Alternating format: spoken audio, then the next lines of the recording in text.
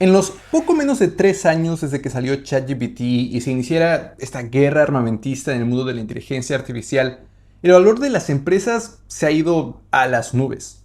El S&P 500 desde entonces ha subido 65%, sin mencionar que el valor de empresas como Microsoft prácticamente se ha duplicado en ese tiempo, o el de empresas como Meta que se ha quintuplicado, o el de empresas como Nvidia que se ha multiplicado por 11 veces. Durante esta semana pasada incluso Nvidia se convirtió en la primera empresa en la historia en alcanzar una valuación de 5 billones de dólares.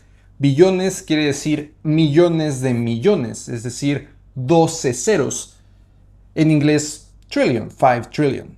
Solamente 4 meses después de que la misma Nvidia se convirtió en la primera empresa en alcanzar una valuación de 4 billones, 4 trillion. Hasta OpenAI, la empresa detrás de ChatGPT, que es una empresa que ni siquiera es pública, no está listada en las bolsas, no la puedes comprar, es considerada una startup, vale 500 mil millones de dólares. 500 billion. Mientras Justin Timberlake le decía a Mark Zuckerberg en la película de la red social que 1 billion, 1.000 millones, eran más cool que 1 millón, pues ahora Sam Altman, el CEO de OpenAI, parece que le está apuntando a 1 trillion, 1 billón en español. Solo para darte un poco más de contexto, el Producto Interno Bruto de México, de todo el país, el valor de todos los productos y servicios que se producen en México, es apenas 4 veces el valor de OpenAI.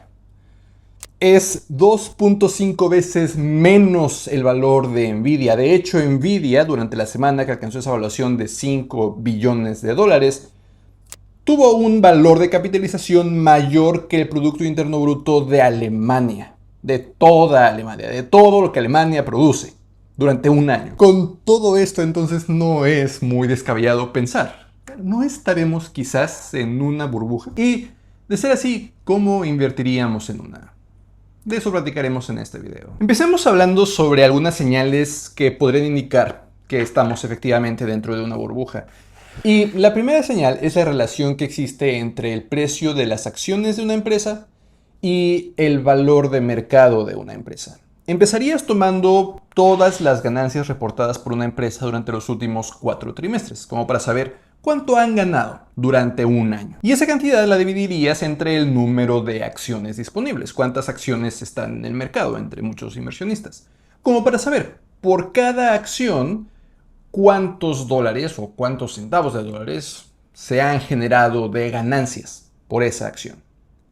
Y luego dividirías cuánto costó esa acción entre las ganancias que generó, como para encontrar este price to earnings ratio o la relación entre el precio y las ganancias. Entre más grande sea esta relación que tú acabas de calcular, mayor peso tiene el futuro crecimiento de una empresa en el valor actual de su acción. Es decir, los inversionistas están esperando que la empresa crezca y por eso están pagando tanto hoy por comprar sus acciones. Y normalmente en el mundo de la tecnología justo se espera que las empresas crezcan mucho y lo han hecho. Volteas a ver y hay empresas gigantescas como Apple, como Microsoft, como Amazon, como Meta, como Nvidia, porque precisamente las tecnológicas han tendido a crecer muchísimo más rápido. Entonces, una relación de precio-beneficio de estas acciones, digamos saludable, es de por ahí del 30 en momentos normales. El price to earnings ratio, la relación precio-beneficio de Nvidia en este momento es de 53.5. Es decir, los inversionistas esperan que realmente Nvidia siga creciendo muy rápido. 11 veces se ha multiplicado el valor de su acción en 3 años. Aún después de ese crecimiento, esperan que siga creciendo muy rápido. La relación precio-beneficio de Microsoft es de 35, más cercano a lo normal. El de Amazon también, cercano a lo normal. Incluso el de Meta está por debajo del 30 esperado en las tecnológicas, es solamente 27. Pero esto solamente es de empresas individuales. Si queremos realmente saber si estamos en una burbuja, queremos voltear más allá de solamente unas pocas empresas. Y podemos evaluar esta relación precio-beneficio de todo el S&P 500 para tener un contexto más amplio de las 500 empresas más grandes en Estados Unidos. Y es más, no solamente la relación precio-beneficio en este momento, sino compararla con cómo ha estado en el pasado. Y nos vamos a encontrar con que en este momento ronda los 30. De hecho, no se ve tan mal en la gráfica. Ha habido momentos más altos, como por ejemplo por ahí del 2020, 2021. Y desde entonces, pues, ha ido a la baja. Pero si nos damos cuenta de que, por ejemplo, en 2007, 2008, pues se fue a las nubes por la caída en las bolsas. Pero justamente el valor actual se parece mucho al que existía justo antes de la caída del 2000. Pero lo que quizás nos dé una mejor idea no es esta relación precio-beneficio por sí solo, sino una relación precio-beneficio ajustado a los ciclos de crecimiento, que es este Shiller P/E ratio que podemos encontrar en esta gráfica. Que en lugar de solamente voltear a ver un año, lo ajusta con información de los últimos 10 años. Y aquí esta gráfica respalda más esa idea de que quizás estemos en una burbuja. Ya ajustando esta relación precio-beneficio, está casi en 40, más alto de lo que ha estado desde casualmente cuando reventó la burbuja de las .com en el 2000. Entonces tenemos esta primera señal de que quizás estemos en una burbuja. Para hablar de la segunda señal, regresemos a esa idea que puede sonar un poco ridícula, que el valor de una empresa, Nvidia, sea lo mismo que todo el Producto Interno Bruto de Alemania, que sea 2.5 veces el Producto Interno Bruto de todo México. Y de hecho, esta relación entre el valor de las empresas y el Producto Interno Bruto de un país es un indicador que el mismo Warren Buffett ha dicho es el mejor de los indicadores para saber qué tan descabellada es la evaluación de las empresas en determinado momento. Es tal la fama de este indicador que se llama el indicador Buffett. Y el indicador Buffett no se ve bien, porque el valor de todas las acciones de todas las empresas en Estados Unidos es de 67 billones de dólares, o trillion en inglés. Y el Producto Interno Bruto de Estados Unidos es de 30.5 billones de dólares. Menos de la mitad del valor de todas las acciones. Para entender un poco más el contexto de esto, en el 2000, cuando fue esta caída que se revienta la burbuja de las .com, el indicador Buffett rondaba los 135%. En el 2007, antes de la crisis financiera global, rondaba el 105%. Y ahorita está en 220%. Entonces, una segunda señal de que tal vez nos encontramos en una burbuja. La tercera señal de que quizás estemos en una burbuja tiene que ver con esta fabulosa gráfica que publicó Bloomberg hace unos días, acerca de la relación muy circular entre los negocios que diferentes empresas en este mundo de la inteligencia artificial están teniendo.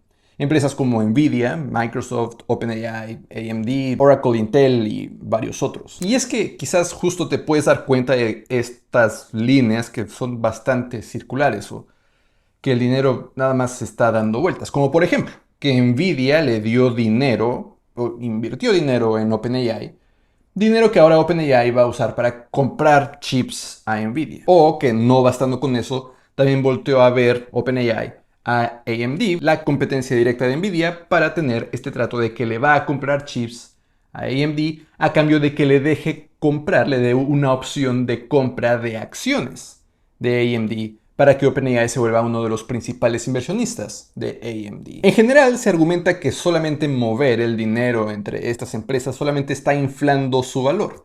Que de pronto que Nvidia anuncie que va a invertir en OpenAI, pues sube el valor de OpenAI y sube el valor de Nvidia porque está relacionándose con el líder del mercado de inteligencia artificial y le está vendiendo chips a esta empresa gigantesca, pero al final del día, si está invirtiendo en OpenAI, los chips esencialmente se los está vendiendo a descuento. Al mismo tiempo que en sus estados financieros, pues dice que le vendió a precio normal, porque técnicamente sí es cierto, y la inversión que hizo en OpenAI no la reporta como un descuento, sino como una inversión, inflando quizás el valor de Nvidia más de lo que debería. Y no solamente eso, sino que también con tanto revuelo que existe en este momento en el mundo de la inteligencia artificial, tan solo rozarte el codo con alguien en OpenAI ya hace que la evaluación de tu empresa suba, porque los inversionistas tienen esa expectativa de que la inteligencia artificial va a generar mucho valor. Pero, ¿qué pasa si no genera el valor que se espera? En ese momento reventaría la burbuja. Es más, quizás incluso si la inteligencia artificial crea muchísimo valor, aún así quizás se reviente la burbuja si no se alcanzan las expectativas gigantescas que en este momento los inversionistas pueden tener. Sucedió con las .com. El Internet cambió el mundo. Y aún así, en 2000-2001 se reventó la burbuja de las .com, porque las ideas, las expectativas de los inversionistas eran demasiado descabelladas. Escuchar entonces de estas estructuras cíclicas, escuchar o ver en dónde se encuentra en este momento el indicador Buffett, escuchar o ver en dónde se encuentra en este momento la relación precio-beneficio ajustada a ciclos del S&P 500, te da tres señales quizás muy fuertes de que nos encontramos en una burbuja, pero a pesar de todo esto, para un inversionista esto no debe importar. A menos para un inversionista como tú o como yo que estamos invirtiendo para crecer nuestros ahorros para el largo plazo. Entonces, ya que vimos algunas de estas señales de que quizás nos encontramos en una burbuja, déjame contarte sobre razones por las que no deberías hacer nada de todos modos, pero también una prueba crítica para saber si ¿qué? Te tienes que quedar de brazos cruzados o... Ok. Primera razón de por qué no deberías hacer nada de todos modos, o más bien deberías hacer lo mismo de siempre de todos modos. Échale un ojo otra vez al indicador Buffett. Sí, está altísimo y sí, cayó en 2000, cayó en 2007, pero ya te diste cuenta que siguió después de la caída del 2000, después de la caída del 2007-2008.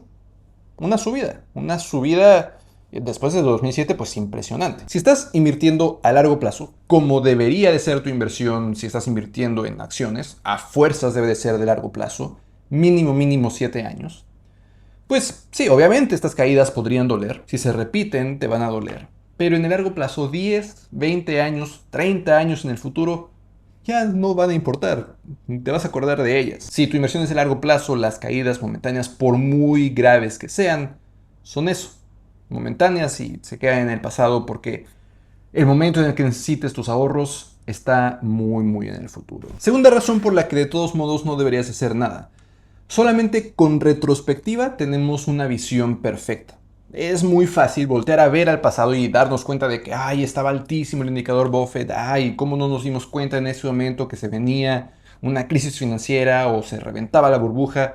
Solo lo podemos saber con el beneficio de la retrospectiva. Mientras lo vivimos, no sabemos cuál va a ser el punto máximo. No sabemos si es una burbuja, no sabemos si es una burbuja cuándo va a reventar y no sabemos si va a reventar cuándo va a ser el punto mínimo como para volver a invertir y beneficiarnos de estas subidas. No sabemos. Imagínate si, por ejemplo, en 2013 el indicador Buffett superó el valor que tenía en 2007. Imagínate que en ese momento gritas que estamos en una burbuja, gritas que el indicador Buffett ya está por los cielos, tan alto como antes de la crisis financiera global, y vendes todas tus acciones, vendes todas tus inversiones, lo pones todo debajo del colchón y te pierdes de estos increíbles 12 años de subidas tras subidas, tras subidas, tras subidas. Pobre de tu ahorro para el retiro o de tu ahorro para lo que sea, si hiciste eso. Y tercera razón por la que de todos modos no deberías hacer nada, porque ni los expertos realmente saben. Nuevamente, en otros mundos, en el mundo de la medicina, en el mundo de la arquitectura, en el mundo de la astrofísica, volteas a ver qué dicen los expertos, porque son ciencias y hay forma de averiguar qué está pasando. Pero en las finanzas no son ciencia. Los expertos tampoco saben porque no ven el futuro. Si hay un experto que está diciendo que está prediciendo cuándo va a ser la caída, es un charlatán. No sabe. Y tampoco le debes de hacer caso. Porque vas a encontrar a muchas personas que se dicen expertos, que se dicen que tienen mucha experiencia en las finanzas y quizás la tengan, pero hasta un reloj descompuesto da la hora correctamente 2 veces al día. Si todos los años, todos los meses hay personas diciendo que va a haber una caída, que estamos en una burbuja, que las bolsas van para abajo, eventualmente alguien va a tener la razón.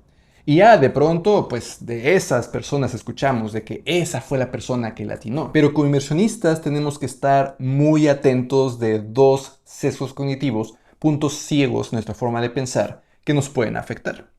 El primero es el sesgo de supervivencia, que justamente solo escuchamos de los éxitos, no de todos los fracasos. Escuchamos de esa persona que le atinó a la predicción que hizo, no de las miles y miles que no le atinaron. O también del sesgo de disponibilidad, que porque es más fácil pensar en personas que le han atinado a una predicción que en personas que no, porque de las que sí le atinaron hasta se hacen películas y se escuchan en las noticias y todo, pensamos, entonces los expertos deben de saber, porque me puedo imaginar más expertos que sí le atinaron que expertos que no. Pero es solamente por eso, porque escuchamos más de los pocos ejemplos que le atinaron que de los muchos que no le atinaron. Todo esto entonces para decir que normalmente no debes de hacer nada con tu inversión, más bien debes de seguir haciendo lo mismo de siempre. Pero si hay una prueba crítica que te quiero presentar en este video como para que sepas si tú deberías de quedarte con los brazos cruzados y hacer lo mismo de siempre o deberías de hacer un cambio. Y la prueba crítica es lo siguiente. Considera cómo está repartido tu portafolio de inversión en este momento. ¿Qué porcentaje está en renta variable, en acciones? ¿Y qué porcentaje está en renta fija, como CETES o como bonos, deuda gubernamental de preferencia? Por ejemplo, imagina que tu distribución es 80-20 y que tu portafolio es de 1 millón de pesos. Entonces tienes 800,000 pesos en renta variable y 200,000 pesos en renta fija. Ahora, imagina el peor de los escenarios, que se repite lo que pasó en 2008, por ejemplo, cuando el valor de las acciones, el valor del S&P 500, por ejemplo, cayó casi 50%. Imagina que el valor de tu porcentaje en renta variable se corta a la mitad. De pronto tienes 200,000 pesos en renta gubernamental, esos se quedan ahí porque funcionan diferente, tú las rentas las vas a recibir, ese digamos que no cambia de valor, tienes aún ahí los 200,000. Pero los que antes valían 800,000 ahora valen 400,000, en lugar de 1 millón tienes 600,000. ¿Puedes soportar esa caída?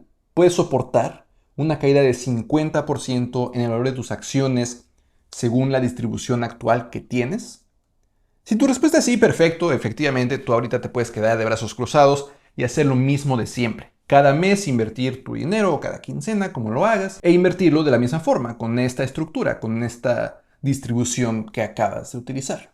Pero si tu respuesta es no, es una señal clara de que estás tomando más riesgo del que puedes soportar. Y más bien debes de invertir menos en renta variable, menos en acciones, de lo que en este momento estás haciendo.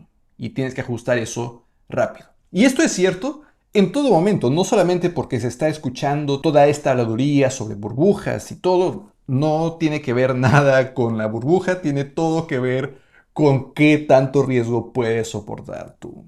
Y de nuevo, eso es cierto todo el tiempo. Si no puedes soportar una caída de 25, de 40, de 50% en tus acciones, debes de invertir menos en acciones, porque invertir en acciones siempre carga este riesgo, esta volatilidad. Total, que ahí lo tienes, un tema que en este momento creo que se ha escuchado mucho y que quise compartirte esta información, que sobre todo como para darte una idea de cómo puedes evaluar en qué momento se encuentran estas valuaciones, como para darte un poco más en contexto de lo ridículo que a veces se escucha, que Nvidia valga lo mismo que todo el Producto Interno Bruto de Alemania, pero sobre todo para que sepas que pues como siempre tú deberías de invertir de forma pasiva y si acaso ajustar un poco tu portafolio conforme vas aprendiendo un poco más sobre ti como inversionista. Espero, como siempre, que este video te haya sido de utilidad y nos vemos en la próxima.